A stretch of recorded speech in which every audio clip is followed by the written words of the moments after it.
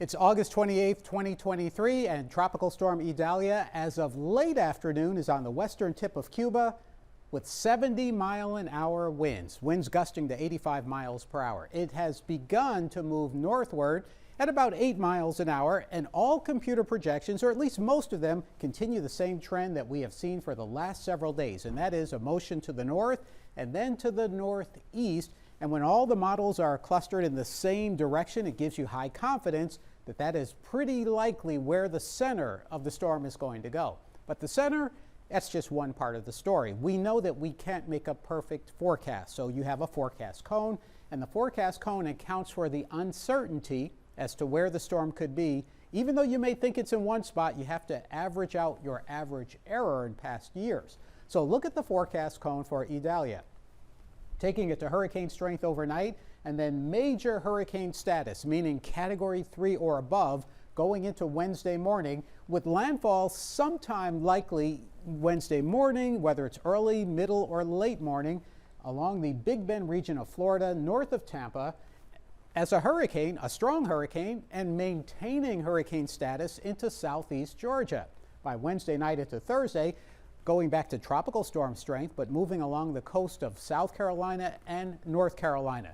Now that forecast cone, think of it as uprights in a football game. A good kicker can get that ball right in the middle of the uprights. However, most kickers can't do that consistently. And this is the same with hurricane forecasting. Even though you aim for the center, you know that you can be off, and sometimes you can totally miss. And that's why the forecast cone expands with distance. Just like if you're backing up as a kicker, the odds are less that you're going to hit that exact center point. Now here's a projection of wind probability for hurricane force. Because the storm is still not at its peak strength, the probabilities are not at 80 or 90%, but they will rise as it moves into the Gulf and continues on that forecast track. And notice where the peak winds are forecast between Apalachicola and Tampa. Now it's a forecast, it can change, but we do know that that's where you're most likely to deal with hurricane force winds. And that's why you have hurricane warnings posted from Apalachicola pretty much all the way down to just south of Tampa. And notice how those warnings go in a couple, if not several counties. That is hurricane force wind over 75 miles an hour. South of that, you have tropical storm warnings that go down to southwest Florida. And then you also have tropical storm warnings around Apalachicola heading upward into southwest Georgia. So that means there winds of 40 to 75 miles an hour. The warning means it's very likely you have to take action to protect life and property. Now, as the storm goes inland, notice hurricane watch and then tropical storm watches. The watch means watch because the possibility is there that you're going to get that same impact.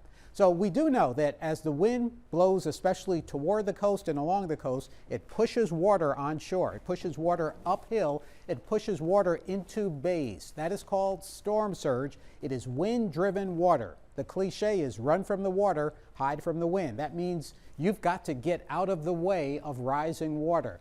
Peak storm surge could be up to 12 feet north of Tampa toward the Florida Big Bend. 8 to 12 feet in that location. Now, these are just rough projections around the Tampa area, depending upon the angle of the storm and how long the wind blows and your tides.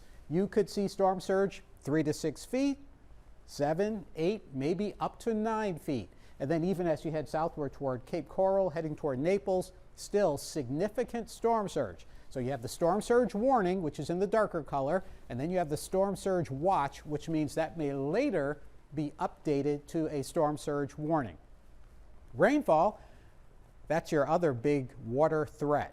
Run from the water, hide from the wind. If you're in a flood-prone spot of North Florida, look at those projections. Half a foot of rain toward Gainesville. Tampa, Florida could see the same amounts. And notice those heavy rain projections go all the way into southeast Georgia, up the coastline of the Carolinas. Now, as the storm gets into the Gulf early on Tuesday, even before the wind, even before the rain, those outer bands around the storm will generate the threat for tornadoes. So tornadoes become a threat once it gets into the Gulf and begins to move northward. Also, once it gets into the Gulf, places like the NBC 15 area around Mobile Bay, our rip current risk is going to go up. So there are rip current advisories there, also along the east coast of South Carolina, Georgia, and Florida. And the rip current, what happens? People go out to take pictures of an approaching storm. They underestimate the power of the surf and the currents, and they lose their lives. Keep that in mind. Now, here's one computer model projection showing Idalia getting into the eastern Gulf of Mexico by Wednesday morning south of Apalachicola. Notice the wind circulation counterclockwise. Notice the banding that you see projected here. Now, it's just a rough idea of how it could develop. It's within those bands that you can get tornadoes. Even within these far outer bands, you can see tornadoes out of a hurricane or tropical storm.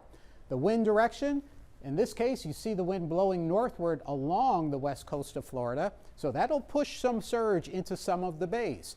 As that system goes inland, making landfall late Wednesday, notice the wind direction shifts. The highest storm surge could be after it makes landfall, at least for much of the central west coast of Florida. Now, in the Florida Big Bend, it's as it's making landfall that you will likely see your peak storm surge.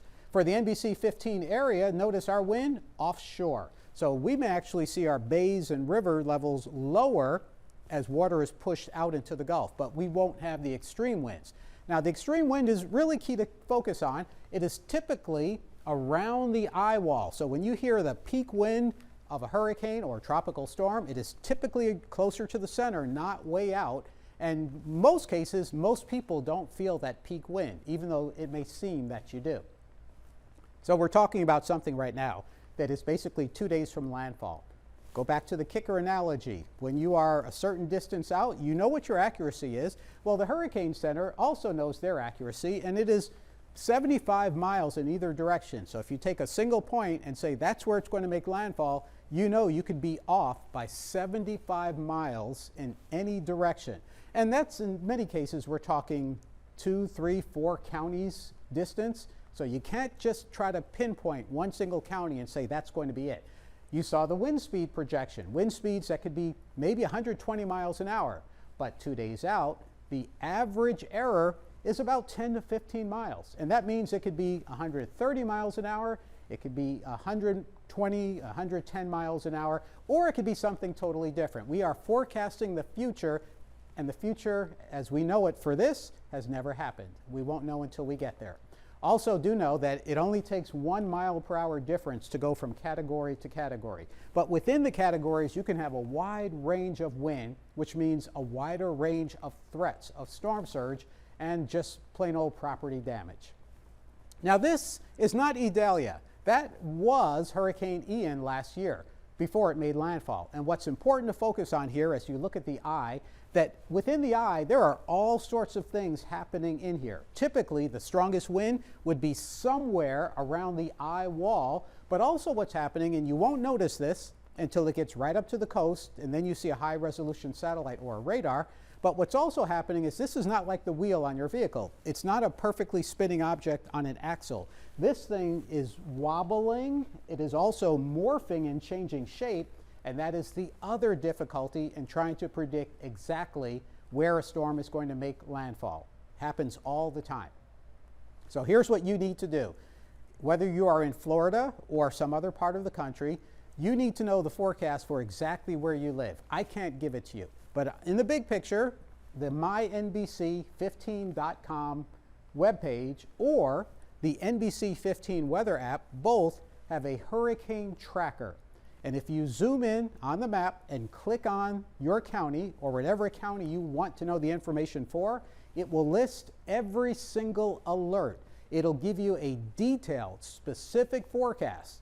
For example, storm surge, wind, rain, all of that is right there in the app, right there in the website, and that's what everybody has to do when we get into situations like this. And then there's Hurricane Franklin. As of late afternoon, a Category 4 with winds of 145 miles an hour. It'll likely strengthen a bit before it gradually loses strength. Right now, it should pass west of Bermuda. Bermuda is going to feel some impact from that storm, not the direct impact, and that system may maintain hurricane strength all the way into the North Atlantic. All of a sudden, the hurricane season has become active.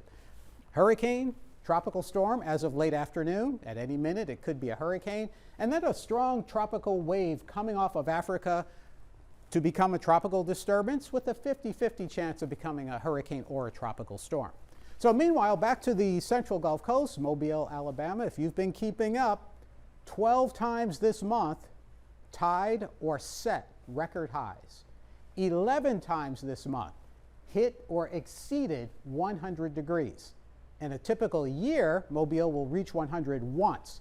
The previous record was reaching it 8 times. We have come out of a long heat wave, and finally things are improving. Improving as in we're starting to get some rain. We're also in a drought on the central Gulf Coast, but you can look for scattered showers and thunderstorms as we start or continue the beginning part of the week and head into September.